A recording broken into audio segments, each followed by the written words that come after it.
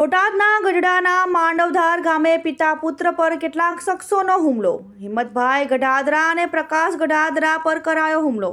બંને પિતા પુત્ર પાણી ભરવા ગયેલા તે દરમિયાન કેટલાક શખ્સોએ લાકડીઓ અને ધારિયા વડે કર્યો હુમલો। જૂની પપાલની દાજ રાખી હુમલો કર્યો હોવાનું ઇજાગ્રસ્તે જણાવ્યું।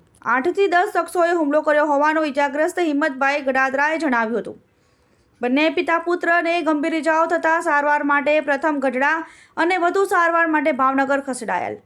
ઘટનાની જાણ થતાં પોલીસ હોસ્પિટલ પહોંચી તપાસ હાથ ધરી। અહેવાલ by Rohit R Jatapara, the mirror news, Botad. તમારું નામ? હિંમતભાઈ બિસલભાઈ। કયું ગામ? માંડવધાર। શું બનાવ બન્યો છે? બનાવમાં તો એવું સાહેબ છે કે એને પાણી ભરવા મીઠું ગયા હતા બાપા સીતારામની મઢી, તો 8 જણા આવીને 9 જણા મારવા માંડ્યા છે। એમાં શેનાથી માર્યા? એકના હાથમાં કુવાડી હતી, એકના હાથમાં તલવાર, એકના હાથમાં ધાર્યું હતું, એકના હાથમાં પાઇપ હતા। તમે કોણ કોણ હતા?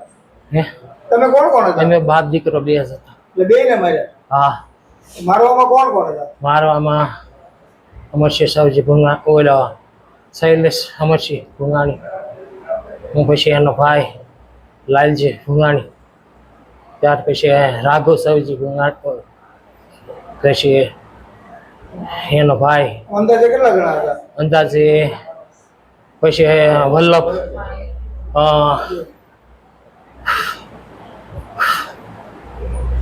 ટોટલ કેટલા જણા છે? અને આ બનાવનું કારણ શું કામ માર્યા? કારણ શું?